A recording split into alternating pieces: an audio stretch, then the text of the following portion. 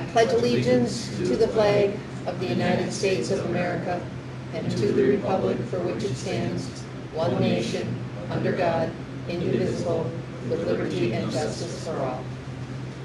You may be seated. All right, Secretary, roll call. No Chrissy and no Jeremy, all others present. All right, thank you. Proof of public notice. The agenda was shared with the Algoma Public Library. It was posted on our website. It was also shared with the Kiwanee Star, and it was also put at the elementary school and the middle school and high school. Excellent, thank you. All right, I would accept an approval of the agenda as presented. I so move. Second. Moved by Lonnie, seconded by Chris. All those in favor say aye. Aye. All those opposed, no. Motion carries.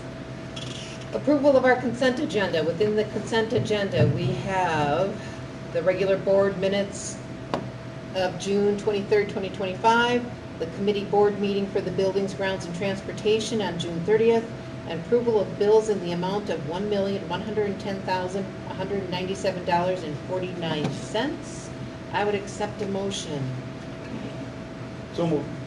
So moved by Mike, Second. second by Shannon.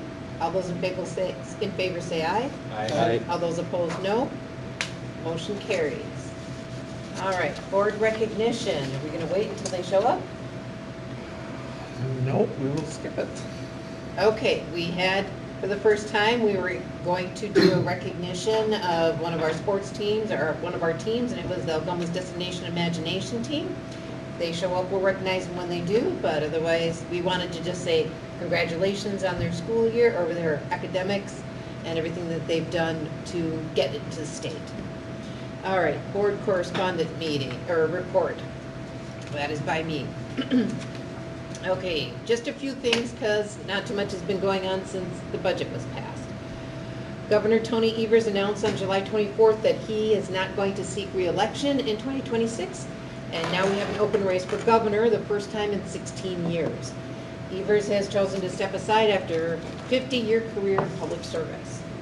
There are a few individuals that have announced their bid to run for governor. On the Democratic side, Lieutenant Governor Sarah Rodriguez has declared, and Zachary Roper, a college student, has declared. On the Republican side, who has declared is Bill Berrien, a manufacturing executive, and Josh Shorman, from Washington County executive. The budget passed on the early morning hours of July 3rd. It was a quick passage because they wanted to make sure that they could secure federal Medicaid funding for rural hospitals, which would have been at risk under the proposed pending federal legislation. The budget, considered a compromise, received bipartisan support, and several Democrats joined the Republicans in the Senate to pass it. Republican lawmakers have launched another effort to repeal Governor Tony Evers' veto from the previous budget that effectively increased school funding for the next 400 years. The veto was previously upheld by the Supreme Court, the state Supreme Court, and a bill to repeal its effects is currently circulating in the legislature. And that is all that I have. We'll get into the budget a little bit more with Superintendent Brinkman's report. All right, Board CISA report by Treasurer Chrissy O'Connell. I believe there is none. Not have one, no. She is not here. Has anyone signed in for public comment? Okay, moving right along. Board President announcements. I don't have any, so we can keep going. Administration reports. Superintendent and Business Manager report, the Finance report. Mr. Brinkman. All right, a couple of key takeaways for tonight. We're doing an update on the district finances. Amber's got a end of the year quarterly update for us on balances for funds. We have a referendum finance update. We'll go over the preliminary aid for 25-26, talk a little bit about the biannual budget, and then we'll hear from Bryce for our Safe Routes to School presentation as well. Let Amber go first. Okay, so your monthly update, we have now finished the 24-25 fiscal year. All of our regular year-end entries have been made. The auditors finished their in-house work just a couple weeks ago. They will continue to work out of their office, and then once they have finalized their work, they will give us some adjusting journal entries that will need to be made.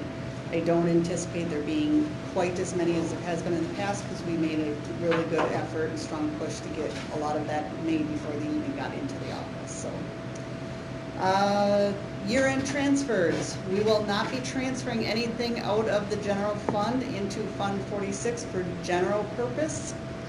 There was not enough money to do so. It would have decreased our fund balance further than we already are. The charter school transfer to Fund 46 was $35,907.21. This is in conjunction with their contract they have with the school district. Whatever they don't spend for revenues, if they request, we have to transfer it to Fund 46 for future capital needs. And then the transfer to Fund 27, special education, that was $1,025,732.93. So that's going to bring me right into our fund balances. We did have to use fund balance reserves for Fund 10 this year. We used approximately $97,000. Of that, $40,000 was restricted and used for its intended purposes. So that we knew we were going to use that money, we had to use that money. That's not a big deal. That money, the $40,000, was comprised of the school-based mental health grant funding and the Get Kids Ahead grant funding. And it was used to cover the social workers' wages and benefits, group coaching and therapy sessions, character strong curriculum for K through 5, and Hope Squad membership and supplies up here at the middle school, high school. And then a little bit of training and professional development for the teachers going along with mental health and prescriptions. Then the remaining $57,000 would be the unassigned fund balance. That's the money we'd rather not touch, but we had to this year. Two things really contributed to it. We bought that CKLA curriculum, which was required under Act 20. Of that $70,000 down payment that we paid to them, we spent probably about $60,000 of it was for non-recurring costs. So it was like a 6-year block of clear curriculum that we purchased, so that we won't have to pay again for another 6 years. There are ongoing costs for consumables like the workbooks and that kind of stuff that we'll have to pay out each year, but $60,000 out of that 70 was non-recurring. So if you're going to use fund balance, using it on non-recurring expenses is ideal. Okay? And then Fund 27, we had to transfer out a huge amount. Our original estimate for the year was around $886,000, $868,000. And we ended up transferring $1,025,000. That was a huge jump. There were quite a few factors that played into it. One of the big ones is we received about $90,000 less in state aid and Medicaid revenues for the year than we were expecting. Then we had about $47,000 more in occupational therapy service costs to CISA than what we had originally budgeted for and what they had estimated. And then we had those alternative placement costs. It was a little bit higher than even we were anticipating, and so there was about $20,000 more that wasn't covered by grant funds or other sources. So if you look at those numbers, you'll notice that adds up to more than that $97,000. If we didn't have to do the new curriculum and we would have received all of our state aids from the state for special ed, we wouldn't have had to touch our fund balance. So the good news is we can kind of mitigate this. Bad news is it doesn't look like it's going to get better for the future. So we're going to keep a close eye on it. Fund 50 is the other fund that had to use fund balance reserves. The cost of food and milk is up, and our revenues were not enough to cover our expenses. We were not that worried about it this year. We were anticipating this could happen. We did have a large fund balance that we had to bring down to acceptable levels for DPI's requirements. We have now met that. We are underneath where we should be. So now that we are down below that amount, we're going to continue to watch the revenues and expenditures, and we're going to adjust the prices accordingly every year so we don't wait and then have to do a huge jump. We'll do small little jumps each year. So that is the fund balances. So then our other funds, the non-operating. Referendum debt is paid out in full. Our interest earnings were just a little bit less than we anticipated. Not a big deal. It wasn't a huge amount. Fund 46, we did not plan for any transfers in 24, 25, and we had that ABA transfer, so we're gonna do one final budget amendment at the end of the year to clean all the budgets up, make sure everything is up and up. And then our interest earnings on the long-term capital improvement were a little bit higher. We didn't spend as much money as we thought we were going to for the year, so we got a little more interest earnings in. And then the referendum capital project fund, we are doing really good there. When I first estimated the interest earnings for the year, last year, we didn't have all the CDs purchased. We didn't know exactly what we were gonna earn. We got 98% of what I thought we might earn, so we're doing really good. And then a lot of our CDs will pay out at the end. So some of the CDs pay each month, some of the CDs only pay out those interest earnings at maturity. So yesterday, we had 5 CDs mature, so we got some pretty good chunks of interest coming in this past month, or in July. The projects are moving forward, but the invoices are slow to come in, which is great news for us, because that means we get to sit on that money and earn it interest a little bit longer. So because it's the end of the year and the end of the quarter, these are your fund balance updates. And I took the current year and I made that line really dark so it stands out easier to see where we are compared to previous years. And the nice thing is to see that this is a trend that there's nothing out of whack within the trend. It's pretty standard from year to year. That's what we like to see. We want to try and avoid those large variances, and if there is something, we need to know why. So Fund 10's looking good. Fund 27 should never have a fund balance. It starts the year at 0, it should end the year at 0. So the one advantage to looking at this chart is that you can kind of see our expenses for Fund 27. They keep getting deeper and deeper. That's kind of how it's going all the way across the state.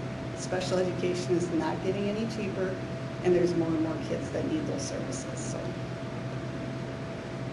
And then we are on to Fund 50. So this is that fund we wanted to bring that fund balance down.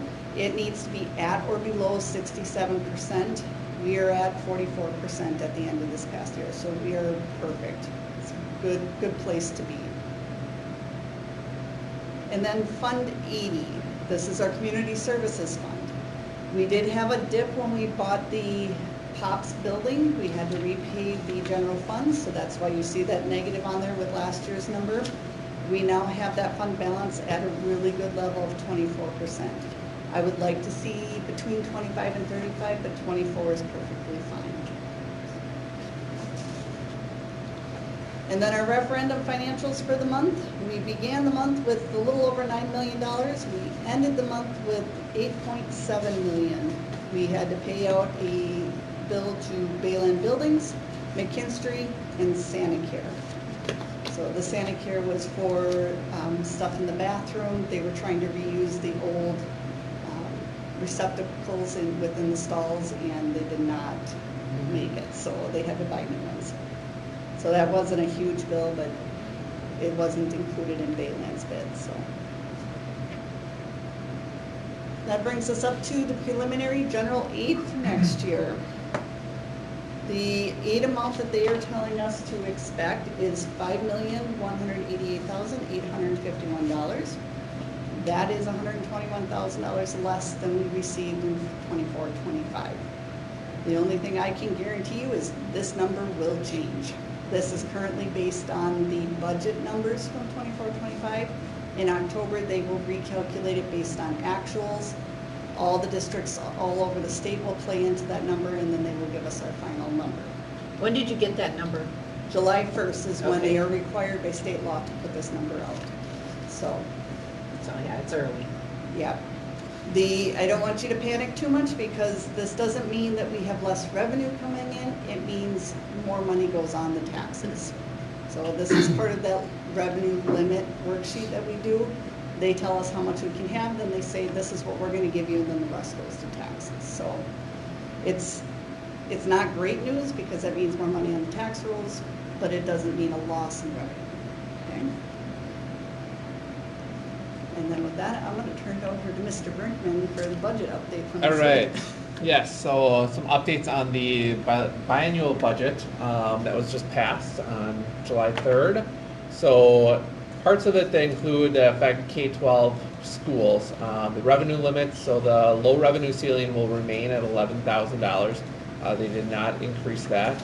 The per pupil adjustment goes up by $325 per year.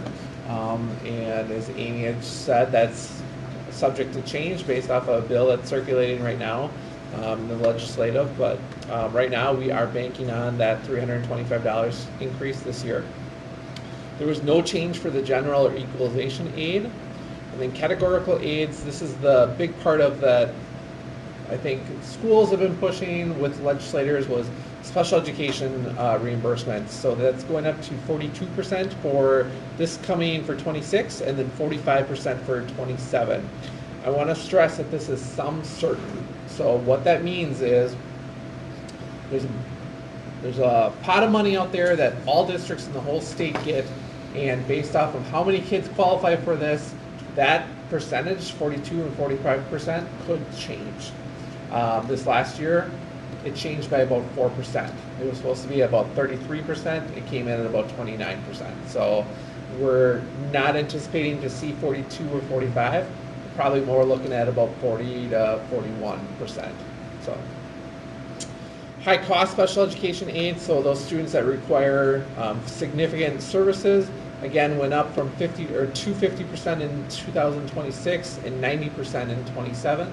Again, it's some certain. So the aid that we receive is based on last year. So we have to submit data or time basically for students that qualify for this based off of last year's, and we get reimbursed with them.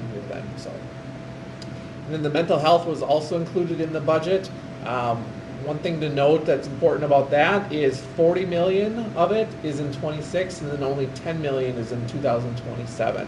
So districts that are banking on that really kind of have to budget appropriately, because what we're going to get one year isn't going to be the same as what we're going to get the following year. So if we're going to be using it for salaries, we have to make sure not to create that fiscal cliff then for the second year.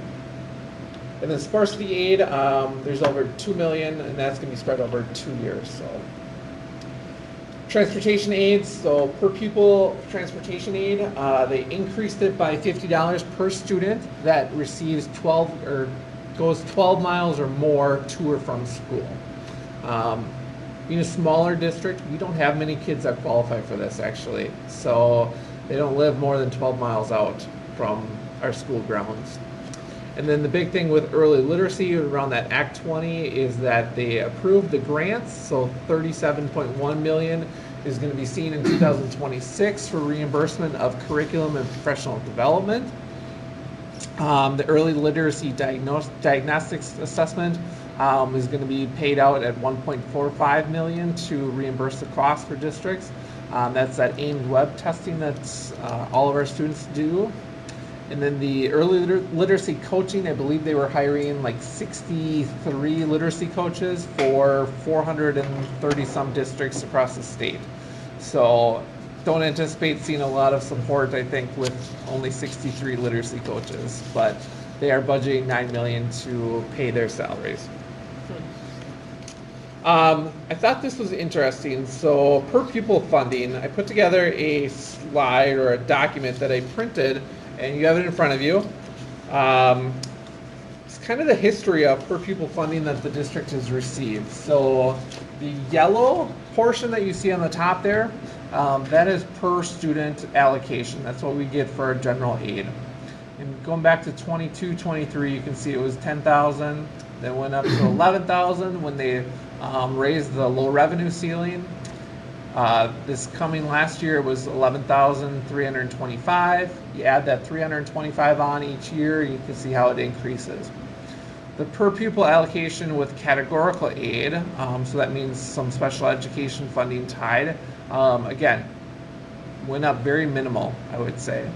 So the open enrollment, which is that section in green, so any students that are open enrolling into the district or out of the district, this will apply to. The first line is without disabilities, so students without disabilities.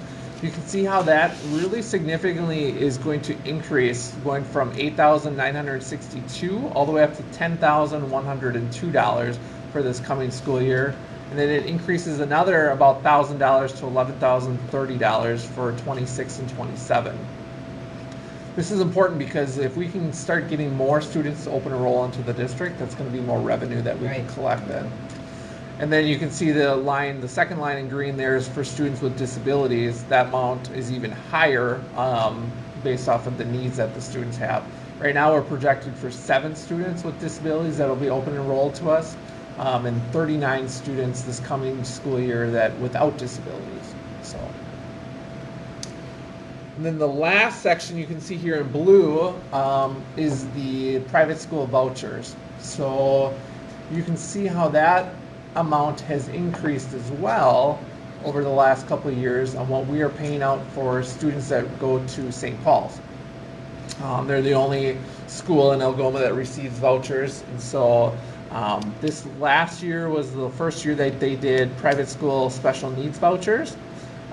So we've been paying out $15,409 for any students that receive special education services or over at St. Paul's. So you can see the difference in how those numbers don't always align with what we get for open enrollment or what we get for per pupil. How many was that? Like, that we paid out? I don't know if we know that amount. They do not give us I a don't. number. I don't think. They Yeah. told us a total of what we have to pay, and that's it. So we're supposed to pay an amount, but we don't know what we're supposed to pay. Right. Nope. They'll, on the revenue limit worksheet, it'll be on there in October, but that number does change throughout the year, and we get our final number in May. They do the final deduction from the state aids. So,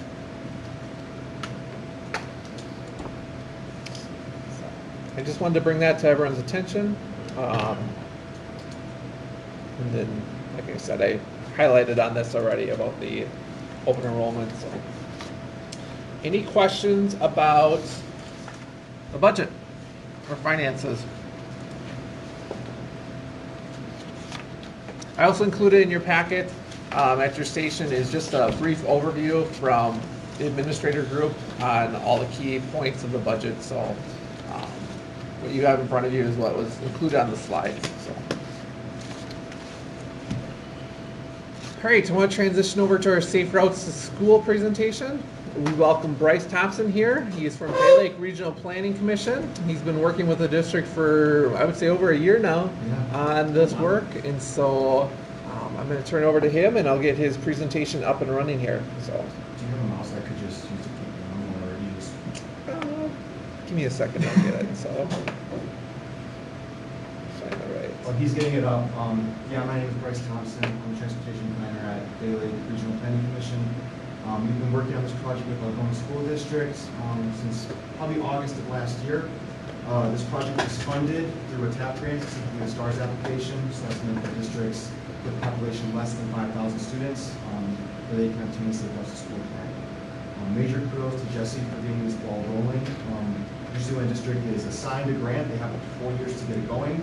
Algoma was given the grant in 2023 and picked up the project last year, so a very quick turnaround with this, from the grant to the project being completed. All right, I don't think I can get it to present. I'm sorry, Bryce. That's okay, So you can just scroll, that's totally fine. Yep. So essentially, what is a Safe Routes to School plan? It's a nationwide initiative that focuses on providing children with the means to safely walk, bike, or use alternative means of transportation to get to school. It gained a lot of traction in the United States in the early 2000s, but it first began in Europe in the late 1970s. These plans aim to provide children with a safe environment to commute to school, whether it be walking, biking, or getting dropped off. Next slide. Safe Routes to School plans lay the groundwork for improving the safety and efficiency of how students get to and from school. This includes recommendations for new drop-off and pickup procedures, improving signage, and proposing new infrastructure recommendations. Furthermore, having a Safe Routes to School plan significantly increases your chance of attaining grants in the future. That's probably the biggest thing I want to highlight with this plan. Anything that we have recommended in it, whether you apply for a TAP grant or an HSIP grant in the future, when you can highlight that you already have it in a written document, your chances increase significantly of attaining the funding for that. Next slide. So in our first meeting we had with Algoma coming up on a year ago, there were a couple main problems that were noted, or I would call them problematic areas. We discussed the most areas within the elementary school, middle, high school, and also the intersection of Division Street and State Highway 54. That was a big one, especially from parent concerns. At the elementary school, it was specifically around arrival and dismissal times that posed challenges. There were students that were noted to be jaywalking, families parking in no parking zones. The speed of traffic was also noted to be an issue. At the middle and high school, traffic congestion within the parking lot was also a noted issue. And then cars exiting behind the school, where the school buses board and drop off kids. Tracy, the bus driver, she noted that that was a big thing that she wanted to fix, so we got that fixed in the plan. And then at the intersection of State High 54, the big thing was vehicles do not yield to pedestrians. They fly through there, kids have to wait, and there's many close calls there. Next slide, please. In addition to speaking with the district, we held an online survey. This was open pretty much the majority of the first half of the school year from August 28th through November 20th. We recorded 88 responses. This varied from parents of elementary school children to parents of high school children. High traffic volume was a top concern among respondents, along with the speed of vehicles along roadways. Unsafe intersections and crossings were also highlighted as a top concern among parents, along with the lack of sidewalks, pathways, or bike routes, which made parents skeptical of letting their child walk or bike to school. Next slide. So after we did this community outreach, we conducted walking bike audits. So what we did during this was, it was me and 3 other team members. We had iPads with GIS, and I was stationed at the intersection of Division 54. 2 people were at the elementary school, and then 1 was at the high school. And what we did is during the morning drop-offs and the afternoon pickups, we documented vehicles not yielding to pedestrians, jaywalking incidences, vehicles dropping off children or picking up children down the designated areas, just to see kind of where those main issues are that we can fix up. Next slide, please. So with the audit, the outreach, and meeting with the district, we were able to create recommendations for the elementary school, middle, high school, and the Division Street High 54 intersection. These tables can be found in your document, along with a map that corresponds to the area that the recommendation pertains to. For example, for the elementary school, the big thing that we recommended is adding a dedicated drop-off lane on 6th Street between Cleveland Avenue and Fremont Street. 6th Street is a very wide road as is, and it does have the room to have a dedicated drop-off lane. If I remember correctly too, the previous drop-off lane was kind of right in front of the elementary school, and adding one on 6th Street would give a lot more space for cars to park on. In addition to that, we also recommended just improvements to signage, pedestrian crosswalk signs, which included the installation of flashing beacons, which whenever the funding becomes available or whenever a grant opens up, you can then apply for that and hopefully get the funding for that. Next slide, please. For the middle and high school and Venture Academy, the plans also include adding a dedicated drop-off lane within the parking lot, also adding crosswalks within the parking lot to prevent pedestrian and vehicle conflicts.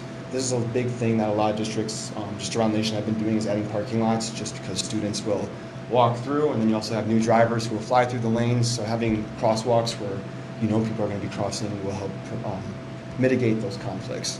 Another thing we recommended was adding horizontal parking stalls. There's been data that's been coming out that shows, for new drivers especially, having having 45-degree angled parking stalls allows them to easier back in and back out, and it also creates more of a one-way traffic flow. So that's something that we recommended as well with that. The next slide shows a rendering that we had created for what the parking lot could look like with that.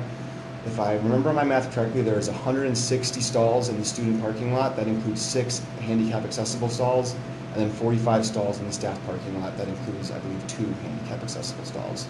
We also added a crosswalk going across the entrance for the staff parking, so students can then easily walk across there and enter the building. Next slide, please. For State High 54, there are pretty simple recommendations that we recommended for this. The first one was repairing the school zone sign on State High 54 between Division Street and Mill Street.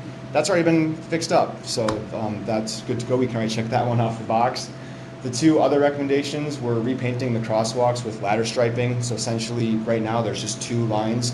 when you paint it in sort of, it's either called that or zebra striping, it actually increases the visibility of the crosswalk for vehicles, so they do know that there's a crosswalk there. We also recommended installing rectangular rapid flashing beacons.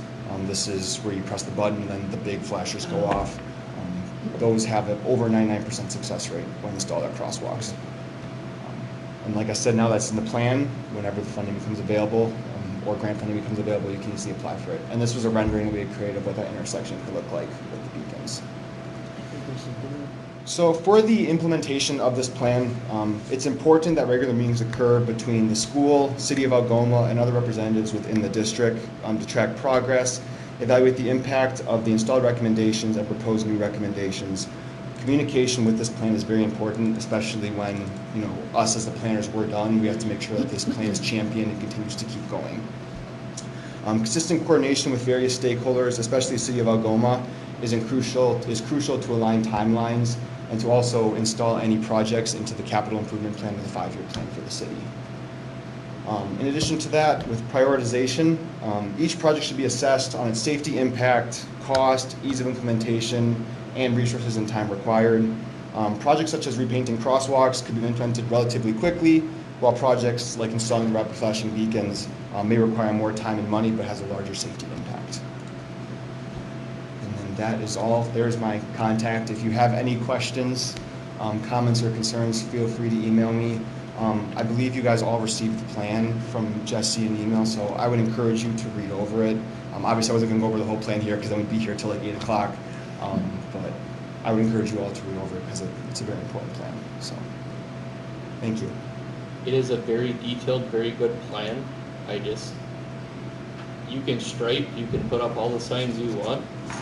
That driver is not going to stop unless there's enforcement there. And luckily David Allen was in our task force with that, and he made a point that he said, It is all about enforcement, Yeah. because I was striping 42 and 54 the other day. I had 2 guys there, 2 pickup trucks, lights, hazards on, and I had, 6 cones out, and I still had somebody come through the paint lines and about a foot away from hitting me, directing traffic. So that's an enforcement issue. You Yeah. can line it, you can put zebra striping. It doesn't mean that people are going to stop. So I'm not saying that it's not necessary, Yeah, but Highway 54 in Division, that's a highway. yeah, Unless somebody's sitting there, people are not going to stop. yeah. And that's why I'm glad that David was on So- the force.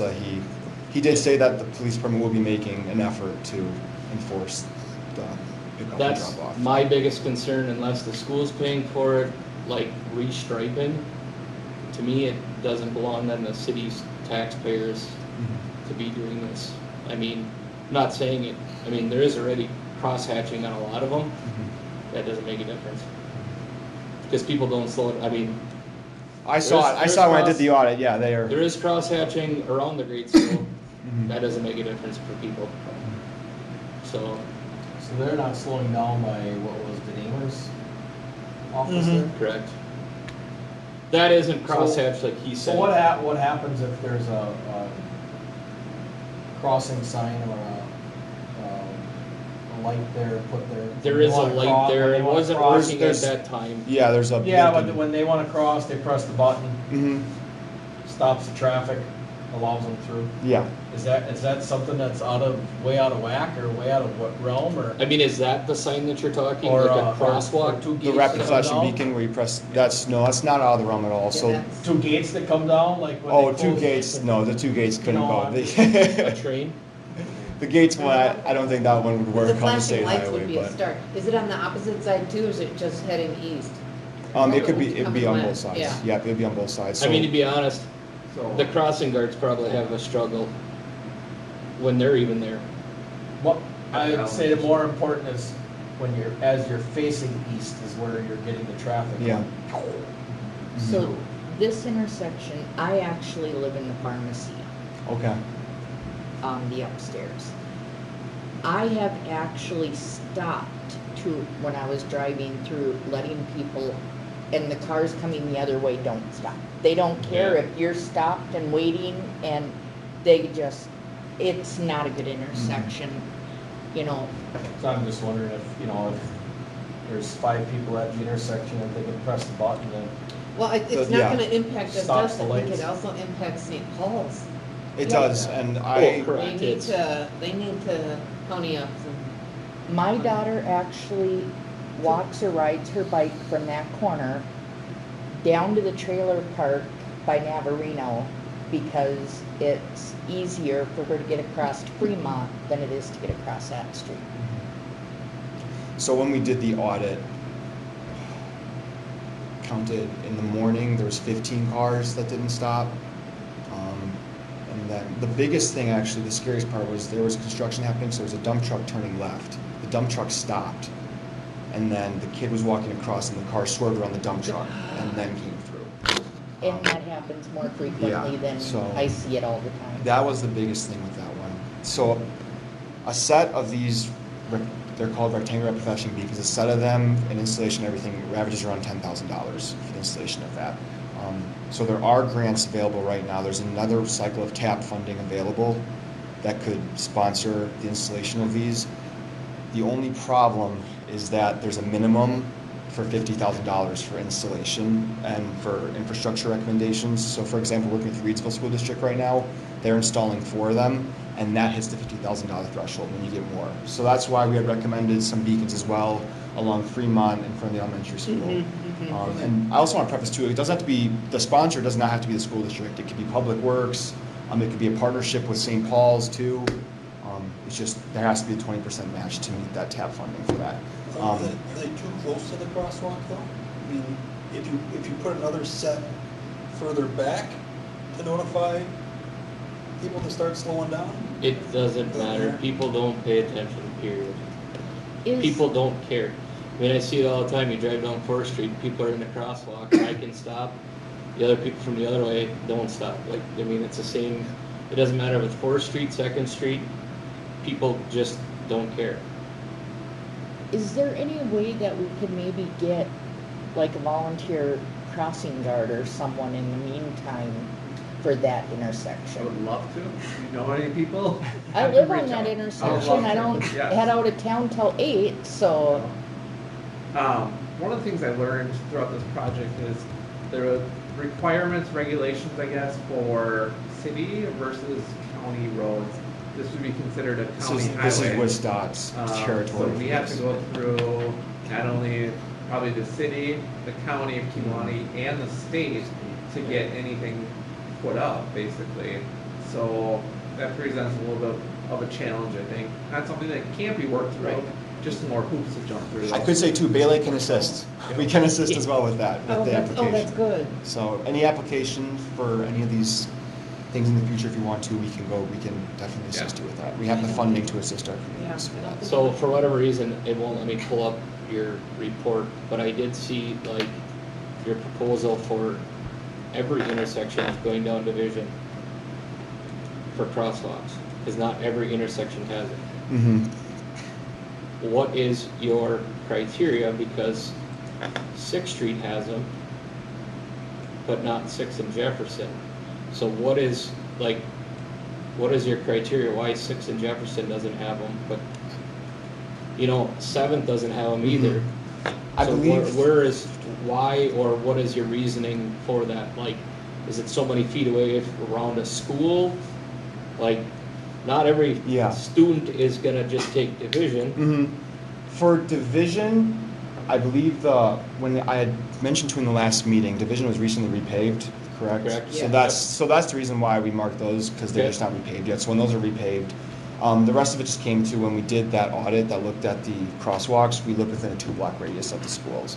So I Okay. think we may have missed some then that may have been a little bit farther away than the areas that we looked at. We were looking at the immediate areas surrounding the school for crosswalks. Because 6 would have been 2 years ago, which was redone. Mhm. Just some of the crosswalks weren't done. Mhm. So I do all the painting for the Sure. crosswalks, so I know. Oh, okay, I perfect. see a So- handful cross Dust the crooked lines. over 54 They're not at perfect. 6, but a majority of kids crossing either way tend to be right there on Division and Jefferson. But there is a handful down on 6.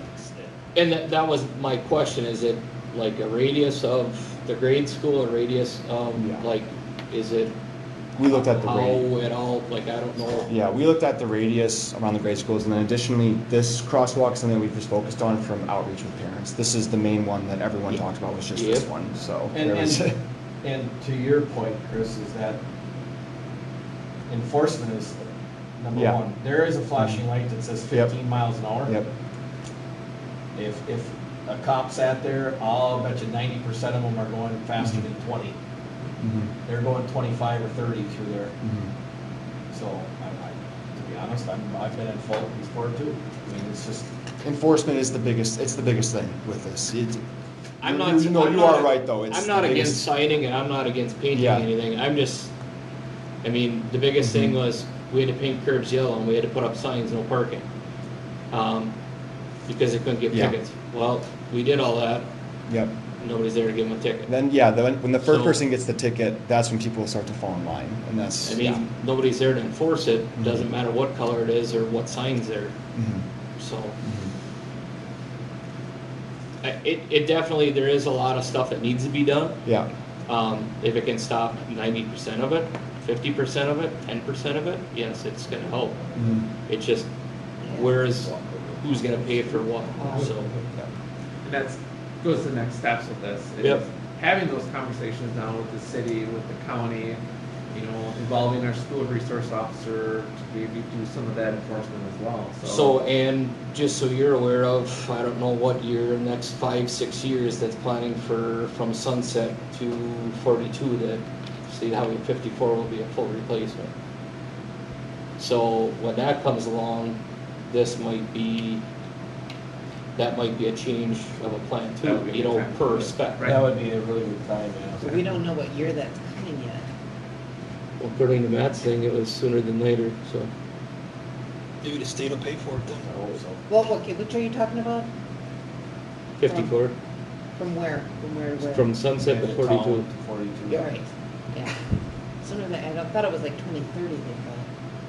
No, it's 20-something, I thought. but 2022. Either way.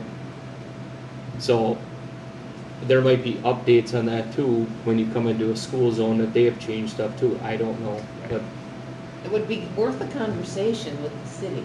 Absolutely. I would agree. And Public Works. yeah, you just need to talk to Casey and bring this and discuss with him, and see where you need to go with it, but it's a very good plan. There's a lot of stuff that needs to be changed, because there's crosswalks that go right to a curb. Yeah. There's no AODA or ADA. yeah, some of the curbs are, yeah, not. There's a lot of it, Right. so.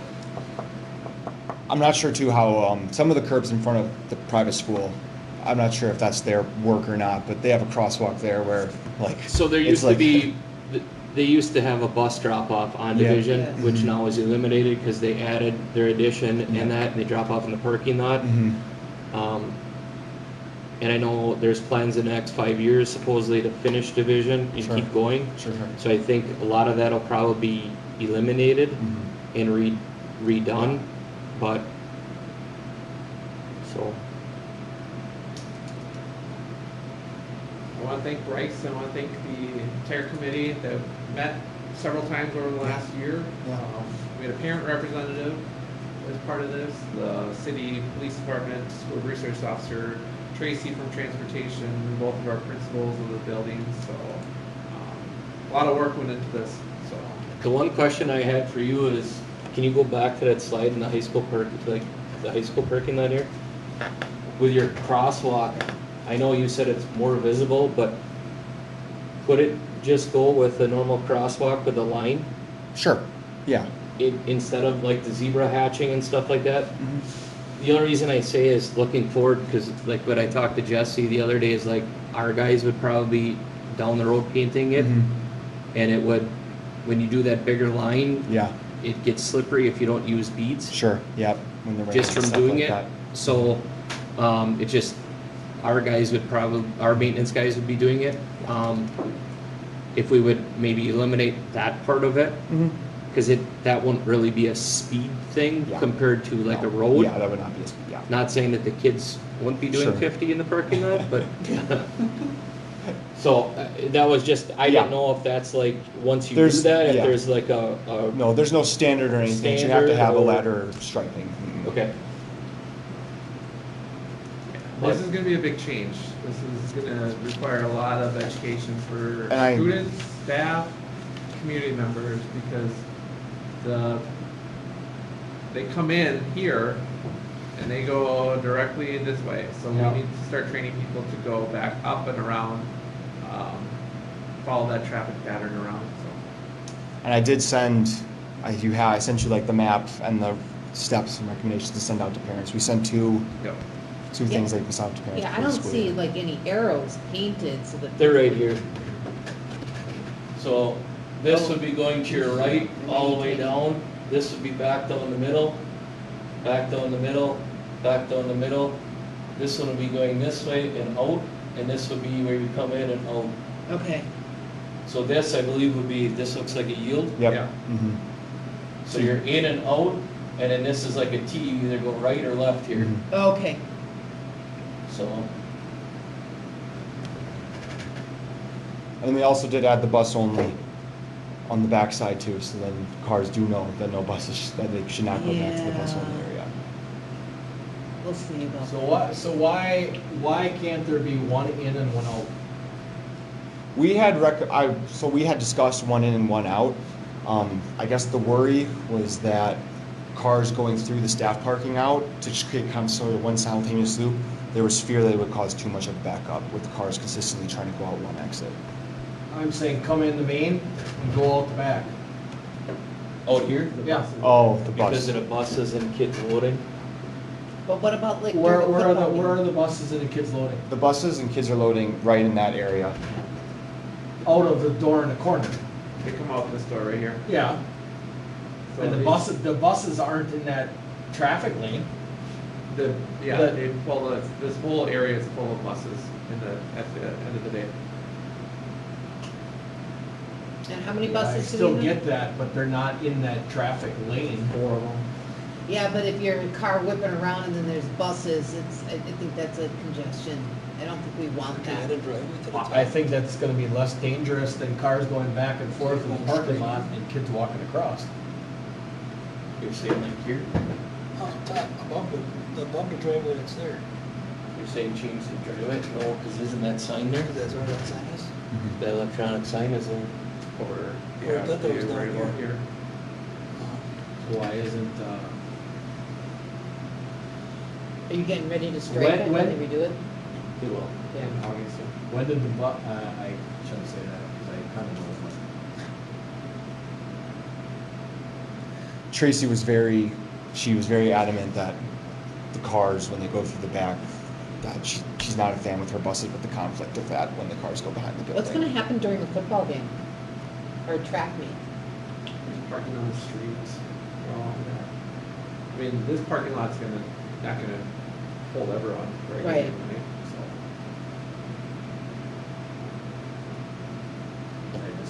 Gotta give it a try. Buses loaded by the Commons, like they used to. And exit out the other way. But I know the bus is running back there. What's nice about this plan that I think is gonna be a benefit is this drop-off lane here, along the building. So right now, we have so many cars that come in and drop off at the front entrance down here, that they'll be easily be able to go and drop off by the cafeteria and then go out. Which is a good in theory, but that's when people are arriving at the wellness center, and most people don't stop for the older people walking into the wellness center. I've seen it, I've had it happen. Walking traffic across the drop-off lanes is gonna be an issue. That's why I would like. That's an issue, but there's no other way around it unless people just have to remember to go slow, but they're in a hurry to drop their child off. But yeah, they just went by, you just have to stand. That crosswalk too, hopefully. Yeah, I guess that's stuff that we can figure out. I mean, it's worth it to try for a year and see what happens. Yeah, this is gonna be painted in the next couple weeks, so if you have ideas, suggestions, you gotta let me know Well- now, because it's already gone to the planner, to the painter, so make them aware now. It's going to be the education to everybody, the changes moving forward. are we gonna get cones so that people know that for those crosswalks? Good. Put Dana's squad car out there with the lights. I mean, the only way you're gonna get people to come in and go to the right is to put some cones across there, so they have to go to the right, otherwise. That has been since 1970. Right. Kids are coming in and going straight. Yep. It's not gonna change no matter how many lines you put up there. And if those, especially those of us that have graduated from here, and this is what we used to do, this is how I used to do it. That's why I was just trying to figure out one way, one in, one out. If you could put another driveway above the existing one that was in only, Yeah. then you'd be forced to go straight. Yeah, that's what you were saying. You could. You could, actually. You could just, It's another grant. no, not necessarily. Well, it's gonna hit the, it's gonna Where hit the. they're in electron- here, all you'd have to put is something right in the center here, and then just take this little corner out here. So as they come in, it's like a roundabout, and they just go right in, they have to go that way. In the center here, it's kinda like almost just imagine a roundabout, a little something right there, right here. So they come in, you round this corner, they have to go this way and go that way. There is no other way. We can discuss that later. Yeah, that's, Uh, so it's like your committee. Yeah. It's your committee. As long as you don't, I like your idea, Mike, but I don't know if it's gonna hit that sign, the electronic sign. You know, But it won't be hitting the sign, just take that corner out. Oh, well, we try this for a year though. I say we try it. Well, anyway, you never know. They're redoing the parking lot. Now's the Now- time to put in Now's that, the time. eliminate that little corner. And you put something, a little landscaping block thing right there, and they have to go to the right. There's no Out is only one way. speed bumps or anything going on, is there? It would, You the can't cost put of a it line- would be you minimal. can't put anything there because they'll have that wiped out. Well, I'm just saying in the parking lot in general. No, not that I know. The plow in it would be- Yeah. I do think putting a planter up there would be a very, very good way of getting them to Run it plant over or something. But it would make them, for the kids, one of the kids' trucks to run it over on purpose. well, Yeah, no, not a good idea. be a concrete planter. We can discuss that later. Let's continue with the rest Yeah, of the we got meeting. it. Do we need a motion for approval of the report? No. Nothing that's needed. Thank you for your Thank report. Yes, Appreciate it. thank you. Thank you. Like I said, any questions or anything, feel free to reach out. All right. Right. See you later, guys. Yeah. Thank you. All right, moving on, the building department report from Dave Robertson. Yes, so he is on the trip out west Yes. with the kids, so he typed up a report, and I'm just gonna read some highlights here. So he wanted to talk about what it looks like when the dust settles and summer starts. Wondering what does the principal do during the summer? So he said the pace slows, but the work doesn't stop, that's for sure. He's been working a lot on meeting with the teachers. He met with every teacher before the summer started to go over just what their goals were for the year, how they achieved it, and what their goals are for next school year. Looking at student and performance. He met with the school counselor, Ms. Schmidt, to go over just what our student enrollment in dual credits was, trying to create stronger partnerships with NWTC, UW Green Bay, and CISA 7. He also looks at social media posts throughout the year to see what kind of feedback parents are giving, the community members are offering. He looks at a lot of the assessment scores in terms of graduation percentages, ACT scores, school report cards, to start shifting the conversations or thinking into what the upcoming goals for the next school year are going to be. And then he also does a lot of professional development and personal reading to improve his own leadership. So that is all he has. Very good. This goes on field trips. Yes. Yes, he does. How many kids are going out with? I think they had 42. It was a very large group this year. Wonderful. I've been getting to see some of the pictures. All right, committee reports, building, grounds, and transportation from June 30, 2025. Okay, a little run through here. We met Monday, June 30th, so almost a month ago. We met with John Neer and Rettler Corporation. Basically, that was the company that did the original study back in 2012 on the whole moving of the football field and the sports facilities up here. So we just wanted to meet with him again. He was right on track with what we were thinking as far as moving the football field. He was aware of everything. Obviously, they have a head start on anybody else that we would be looking into having come in, but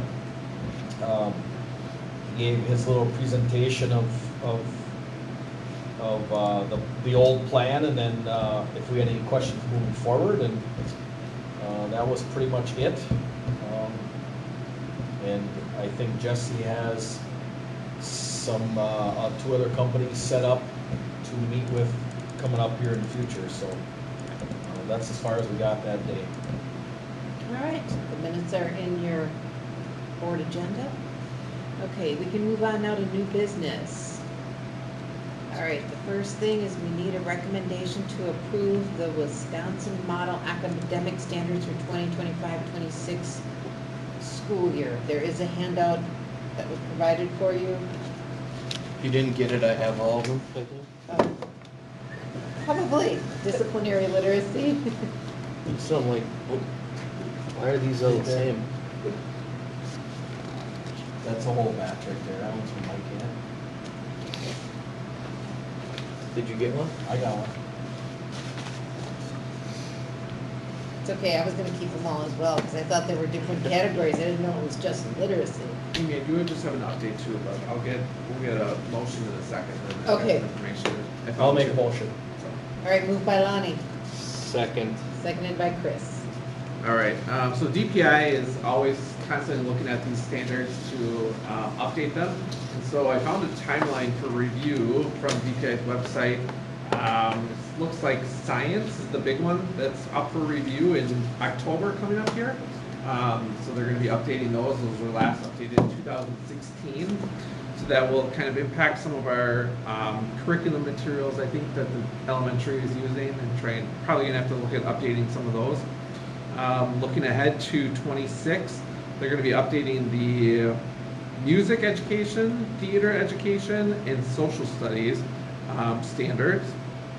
And then going out even further, in 2027, they will update the world languages and art standards. So Hopefully not too many curriculum changes, just standard changes. yeah. All right, we have a motion on the floor, moved by Lonnie, seconded by Chris. All those in favor say aye. Aye. All those opposed, no. Motion carries. All right, I would entertain a motion to approve the co-curricular handbook as presented. Anybody read it? Were there any typos? I looked at it, I didn't see any, but the typo queen's not here today. She always finds them. I'll make a motion. All right, moved by Chris, Second. seconded by Mike. All those in favor to approve the co-curricular handbook indicate saying aye. Aye. All those opposed, no. Motion carries. All right, I would entertain a motion to approve the coaches advisors handbook as presented. So moved. Moved by Mike, Second. seconded by Shannon to approve the coaches advisors handbook as presented. All those in favor say aye. Aye. All those opposed, no. Motion carries. All right, I'd entertain a motion to approve the baked good bid from Hannah Gold.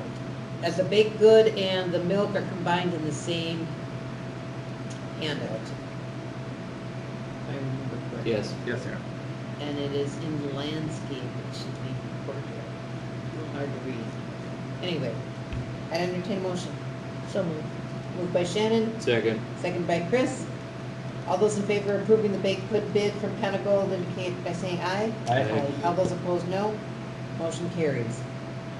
I'd entertain a motion to recommend approval of the milk bid for Prairie Farms. So moved. Moved by Second. Lonnie, seconded by Chris. All those in favor to approve the milk bid, indicate aye. Aye. All those opposed, no. Motion carries. Old business, do we have any? No old business? Alrighty, future review, okay, in our future business, sorry, I couldn't get it. Alright, there's a charter school committee meeting at 5 PM on August 20th. And August regular board meeting will be at 6 PM on August 25th. Oh, that seems so far away. And we'll also be doing the charter school training that 25th from 5 to 6 as well. So Yes. we'll post a separate agenda for that meeting with no official business being conducted. And that's 5 to 6 PM? Yes. Everyone can make that? Okay. All right. I will entertain a motion to move into executive session under the Wisconsin statute 19.85, section 1, subsection C, for the purpose of hires and resignations. So moved. Moved by Shannon, Second. second by Chris. Mike? Yes. Shannon? Yes. Chris? Yes. Lonnie? Yes. Me, yes. Motion carries. We are adjourned. Well, we're moving into executive session.